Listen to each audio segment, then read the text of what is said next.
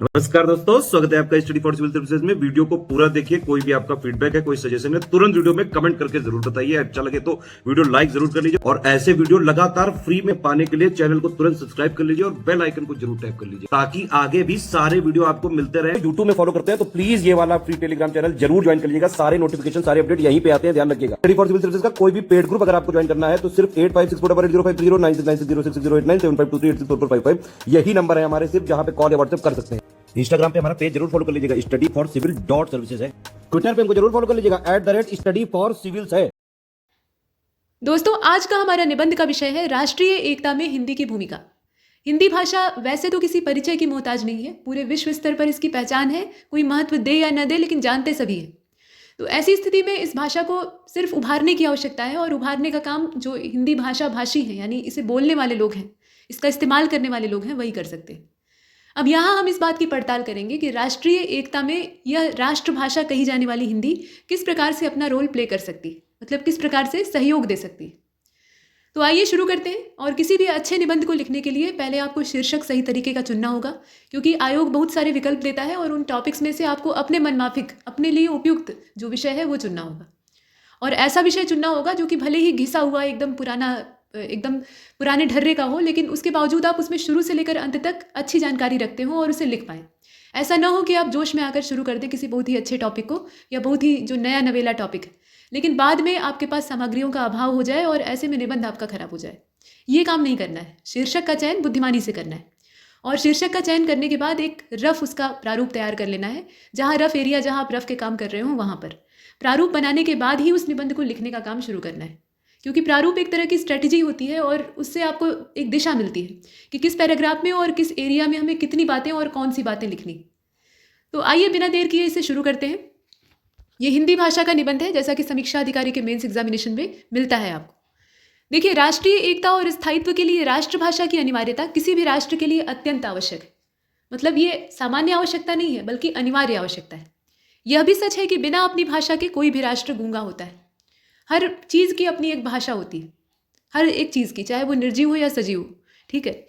अपने विचारों को दूसरे लोगों तक पहुंचाने के लिए संवाद आवश्यक होता है, और संवाद अगर आप करिएगा तो उसके लिए भाषा का होना आवश्यक है।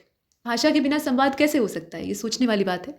राष्ट्र की एकता और अखंडता को बनाए रखने के लिए यह बहुत आवश्यक है। और आधुनिक हिंदी के निर्माता भारतेंदु हरिश्चंद्र की भाषा के संबंध में लिखी गई पंक्तियाँ आज हमारे लिए एक अभूतपूर्व प्रेरणा का संदेश बनी हुई है।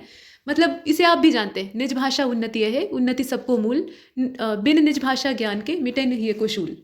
तो निज भाषा जो है वही उन्नति का प्रतीक होती है, और वही हृदय के शूल मिटाती है, यानी हृदय के घावों को भरने में सक्षम होती है, मन के क्लेश को मिटाने वाली होती है।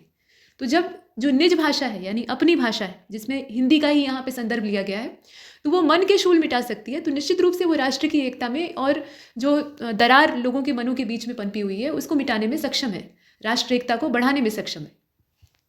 हमारे देश के विभिन्न भागों में अनेक भाषाएं बोली जाती हैं, फिर भी हिंदी हमारे देश की ऐसी भाषा है जो प्रायः सारे देश में समान रूप से व्यवहार में लाई जाती है। हालांकि यह अतिशयोक्ति है, समान रूप से सब जगह व्यवहार में नहीं आती है। बहुत से क्षेत्र ऐसे हैं जो हिंदी भाषा भाषी नहीं है, लेकिन फिर भी यहाँ चूंकि हमें अच्छी अच्छी बातें शुरुआत में लिखनी है, तो इसलिए हम लिख रहे हैं। इस व्यापक रूप को समझते हुए सारे देश ने इसे राष्ट्रभाषा के रूप में स्वीकार किया। इस संबंध में राष्ट्रपिता महात्मा गांधी ने देशवासियों को संबोधित करते हुए कहा था कि यहाँ आप देखिए इनके कथन के बारे में। वैसे कहा था के बाद आप चाहें तो इन्वर्टेड कॉमा बना सकते हैं। जैसे किसी महापुरुष का कथन है, आप उसका इस्तेमाल कर रहे हैं, तो उसको इन्वर्टेड कॉमा बना दीजिए, मतलब इन्वर्टेड कॉमा के अंदर लिख दीजिए, या फिर उसके नीचे रेखांकन कर दीजिए। ये दो तरीके हो सकते हैं जिससे कि वो वाक्य उभर जाएगा। तो उन्होंने कहा था कि जैसे अंग्रेज अपनी मातृभाषा अंग्रेजी में बातचीत करते हैं और उसे व्यवहार में लाते हैं, वैसे ही मैं आपसे प्रार्थना करता हूँ कि आप हिंदी को भारत माता की भाषा बनने का गौरव प्रदान करें। मतलब अंग्रेज जो है, ये आप सोच कर देखिए कि अंग्रेजी भाषा इतनी ज़्यादा वर्चस्वशाली कैसे हो गई, कैसे पूरी दुनिया में उसका बोलबाला हो गया, क्योंकि उसे बोलने वालों ने खुद उसे तवज्जो दी, उसे महत्व दिया। जब तक किसी भाषा को बोलने वाले जो लोग हैं वो उसे महत्व नहीं देंगे, उसे पहचानेंगे नहीं, उसे गरिमा नहीं देंगे, तब तक वो भाषा विश्वव्यापी नहीं हो सकती है। और हिंदी के साथ यही समस्या है, इसे बोलने वाले लोग ही इसकी उपेक्षा करते हैं। अंग्रेजी के साथ ये नहीं था, और इसीलिए अंग्रेजी ने विश्व स्तरीय पहचान बनाई। अब आप सोच रहे होंगे कि उनके पास सामर्थ्य था, वो औद्योगिक क्रांति से गुजर चुके थे, उनके पास पैसा रुपया था, उन्होंने ग्रोथ कर ली थी, तो उनकी भाषा तो मान्य होगी ही। ये बात नहीं है। बात यह है कि देर सवेर लोग, पूरी दुनिया जो है वो भाषा के महत्व को पहचानेगी, लेकिन पहले हमें अपनी कद्र खुद करनी होगी। तो हिंदी के साथ ये होना चाहिए। अब यहाँ आप देखें, गांधी जी का यही कथन, मतलब उनके कहने का तात्पर्य भी यही है। हिंदी सब समझते हैं और इसे राष्ट्रभाषा बनाकर अपने कर्तव्य का पालन करना चाहिए। यहाँ आप तारीख देखें, 29 मार्च 1918 में गांधी जी ने घोषणा की थी कि हिंदी को राष्ट्रभाषा बना देना चाहिए। उसके बाद से कांग्रेस ने हिंदी को महत्व देना शुरू किया। तो ये कुछ बातें हैं जो कि बैकग्राउंड आपको बताने की कोशिश कर रही है। गांधी जी ने हिंदी को राष्ट्र की उन्नति का मूल समझा और उसके अलावा अन्य, मतलब उनके अलावा जो अन्य समाज सुधारक थे, संत थे, नेता थे, उन्होंने भी इस भाषा को महत्व दिया। जहाँ एक और महाराष्ट्र के आदिकवि मुकुंदराज संत ज्ञानेश्वर ने इसके महत्व को समझा, वहीं दूसरी ओर गुजरात में राजा लखपति महाराज ने हिंदी भाषा के विकास के लिए एक पाठशाला की स्थापना कराई तथा हिंदी के विकास में भाग लिया।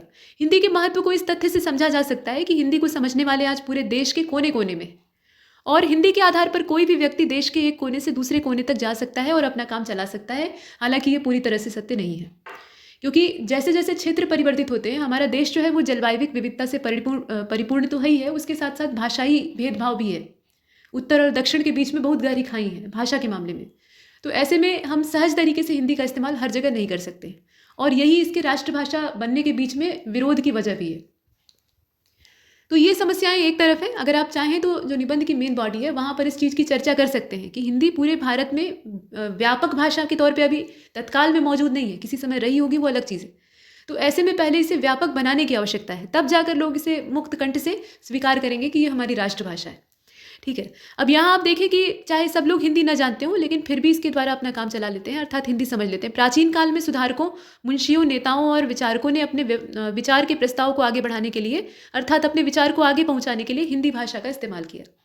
अब भारत देश की जो स्थिति है वो आपको पहले ही बता दी गई कि भौगोलिक विविधताएं हैं यहाँ पे, और जैसे जैसे हम आगे बढ़ते हैं वैसे वैसे पानी और बोलियाँ जो हैं ये आपस में बदलती जाती हैं। यहाँ वही दिया हुआ है कि कोस कोस पर पानी बदले 10 कोस पर वाणी। कोस ये लंबाई को नापने का एक मात्रक होता है, तो हर एक कोस पर पानी बदल जाता है, यानी पानी के स्वाद में परिवर्तन आ जाता है, और 10 कोस का अगर अंतराल आ जाए तो उसमें भाषा बदल जाती है। ऐसी विविधता हमारे देश में पाई जाती है। तो अगर देखा जाए तो पूरे भारत देश में हिंदी भाषा लगभग विद्यमान है, यानी बोलने वाले लोग तो मिलेंगे हर जगह।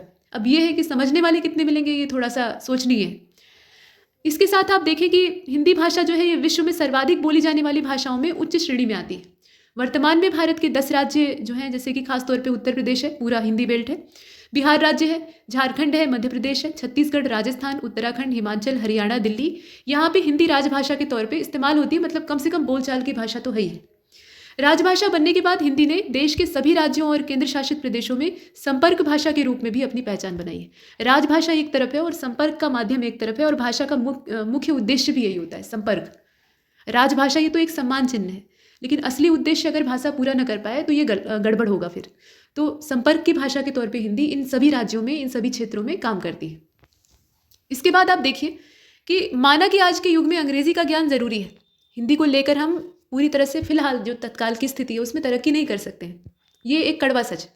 तो अंग्रेजी का ज्ञान जरूरी है, क्योंकि अंग्रेजी एक अंतर्राष्ट्रीय भाषा बन चुकी है। इसे पहले ही इसे बोलने वालों ने महत्व दिया, और इसकी वजह यही वजह थी कि अंग्रेजी अपनी पहचान विश्व स्तर पर बना सकी, और तत्काल में ये एक अंतर्राष्ट्रीय भाषा है। पर अन्य देशों की भांति भारत को भी हिंदी को मुख्य सम्मान देना चाहिए। ठीक है, जैसे फ्रांसीसी लोग फ्रेंच को सम्मान देते हैं, तो अब देखिए कि फ्रेंच भी अपना स्तर बना ली है। ऐसे ही अन्य भाषाएं भी हैं।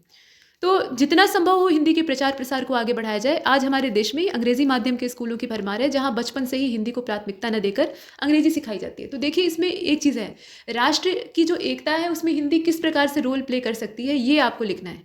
ठीक है, तो इस निबंध में आप ये ऐड कर सकते हैं। कोई भी निबंध आदर्श नहीं होता है, उसमें तमाम दिक्कतें होती हैं, हर लेखक का अपना दृष्टिकोण होता है, तो इसलिए आप अपने वैचारिक दृष्टिकोण से लिखिएगा। इसमें ये बताइएगा कि हिंदी जो है वो पूरे भारत में व्यापक तौर पे दिखाई तो देती है, मतलब ऐसा नहीं है कि हिंदी बोलने वाले आपको हर जगह ना मिल पाए, मिलते हैं, लेकिन उसके बावजूद भाषाई मतभेद है। तो ऐसे में राष्ट्रीय एकता, जो कि एक सबसे बड़ा प्रश्न चिन्ह है, मतलब भारत के लिए अपने आप में एक चुनौती है, तो उसमें हिंदी भाषा किस प्रकार से रोल प्ले कर सकती है, ये पहले प्रश्न खड़ा करिए। और उसके बाद जो निबंध की मेन बॉडी है उसमें ये बताने का प्रयास करिए कि वास्तव में अभी हिंदी की स्थिति ऐसी नहीं है कि वो राष्ट्रीय एकता में अहम योगदान दे सके, बल्कि अभी अगर हिंदी को राष्ट्रभाषा बनाकर लोगों के ऊपर थोपा गया, थोपना जो शब्द है ना यहाँ सही है, थोपा गया, तो उससे विद्रोह पनपेगा। जो अन्य भाषी हैं वो कतई इसे तत्काल में स्वीकार नहीं करेंगे। तो इसलिए पहले मन में स्थान देना आवश्यक है। हर भारतीय को हिंदी को पहले मन से स्वीकारना होगा, तब जाकर ये राष्ट्रीय एकता में योगदान दे सकती है, नहीं तो इसकी सार्थकता नहीं हो पाएगी। इस तरीके से आपको उपसंहार करना होगा। इन बातों के साथ इन चीज़ों को जोड़कर तब निबंध को आकार देना है। तो ये है निबंध का पूरा ढांचा और ऐसे कई सारे मॉडल निबंध आपको मिलते रहेंगे। इसमें इतना ही। तब तक के लिए नमस्कार।